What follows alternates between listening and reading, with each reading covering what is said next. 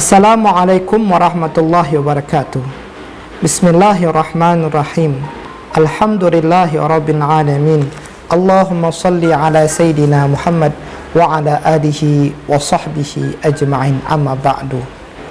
Bapak-bapak, ibu-ibu, saudara-saudara, pemirsa yang dimuliakan Allah Subhanahu wa ta'ala, alhamdulillah, semoga Allah Subhanahu wa ta'ala senantiasa menjaga kesehatan kita, menjauhkan kita daripada mara bahaya dan juga musibah, dan Allah berikan kita keteguhan, keimanan dan ketakwaan kepada Allah sehingga menjadi hamba-hamba Allah yang bahagia di dunia dan di akhirat.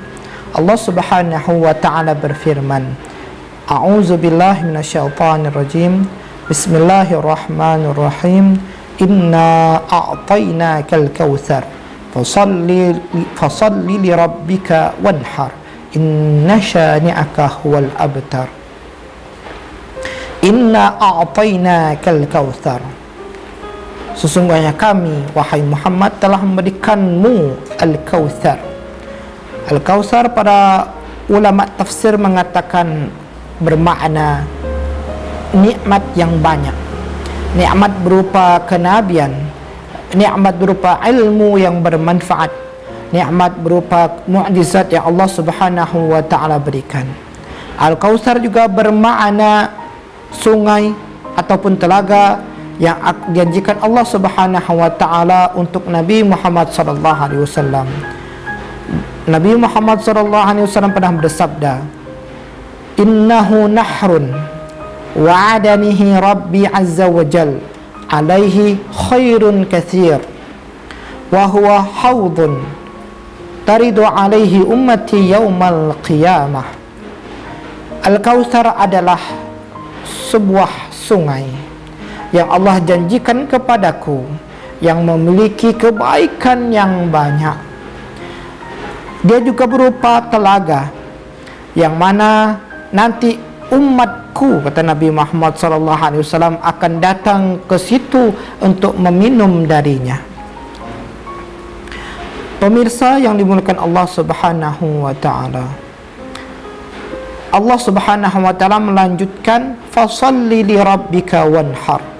Maka dirikanlah salat dan berkurbanlah karena Allah Subhanahu wa ta'ala. Ini menunjukkan kepada kita semua agar kita betul-betul ikhlas ketika beribadah. Bukan ingin dikatakan kita ahli ibadah, bukan karena ingin niat-niat yang lain.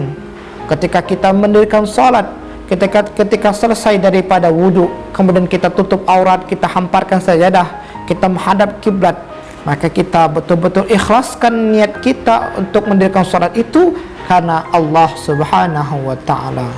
Wanhar, dan berkurbanlah, menyembelih hewan, baik itu kambing atau domba, sapi ataupun kerbau ataupun unta, yang mana kita kurbankan di hari Idul Adha dan hari-hari tasyrik tanggal 11, 12 dan 13 dari bulan Zulhijjah.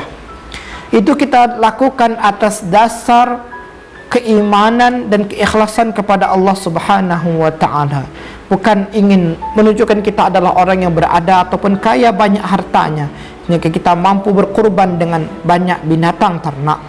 Tapi kita harus tanamkan di hati kita bahwa kurbannya kita itu adalah untuk Allah Subhanahu wa ta'ala. Inna syani'aka huwal abtar. Dan sesungguhnya orang yang memusuhimu, wahai Muhammad, dialah orang yang terputus.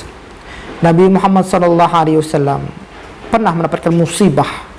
Putra kesayangan beliau yang terakhir, yang bernama Abdullah, dipanggil oleh Allah Subhanahu wa ta'ala. Ketika itu beliau sedih karena sebelumnya juga putra beliau yang bernama Al-Qasim juga wafat lebih dahulu daripada beliau. Orang-orang kafir Quraisy yang sangat membenci beliau, bahkan memusuhi beliau, dengan lantangnya menghina Nabi Muhammad SAW. Dengan lancang beliau mengatakan, batara Muhammad, Muhammad telah terputus keturunannya karena hanya menyisakan anak-anak perempuan. Tapi Allah Subhanahu wa taala membalas perkataan orang kafir tersebut, bahwasanya Nabi Muhammad Allah tinggikan pujiannya sehingga beliau dipuji, baik orang-orang yang terdahulu dari umat-umat terdahulu, nabi-nabi terdahulu, bahkan orang-orang yang akan datang kemudian sampai hari kiamat, bahwasanya keberkahan akan senantiasa menyertai Nabi Muhammad SAW. Sedangkan orang yang membenci beliau, yang membenci agama beliau, yang membenci ajaran-ajaran beliau, itulah yang akan terputus. Tak ada lagi namanya disebut, tidak ada kemuliaan di antara umat manusia. Bahwasanya Allah Subhanahu wa taala akan beri kehinaan bagi siapa saja yang membenci Nabi Muhammad sallallahu alaihi wasallam, yang membenci agama Nabi Muhammad sallallahu alaihi wasallam, bahkan yang membenci ajaran-ajaran Nabi Muhammad sallallahu alaihi wasallam. Sebaliknya, orang yang begitu cinta dengan Nabi Muhammad sallallahu alaihi wasallam, orang yang begitu cinta dengan agama Nabi Muhammad sallallahu alaihi wasallam, yang bercinta dengan sunnah-sunnah Nabi Muhammad sallallahu alaihi wasallam, inilah yang akan senantiasa akan diliputi oleh kebaikan dan keberkahan dari Allah Subhanahu wa taala. Mudah-mudahan kita termasuk orang-orang yang nanti dibanggakan oleh Nabi Muhammad sallallahu alaihi wasallam, yang diberikan izin untuk meminum air telaga Nabi Muhammad sallallahu alaihi wasallam yang bernama Al-Kautsar, dan kita dikumpulkan dengan Nabi Muhammad sallallahu alaihi wasallam. Allah berikan kita hidayah untuk menghidupkan sunnah-sunnah Nabi Muhammad sallallahu alaihi wasallam, sehingga kita menjadi hamba-hamba Allah yang berbahagia di dunia dan akhirat. Amin ya rabbal alamin. Terima kasih banyak atas segala perhatian. Mohon maaf atas segala kekurangan. Usikum wa nafsi bitaqwallah. Wassalamualaikum warahmatullahi wabarakatuh.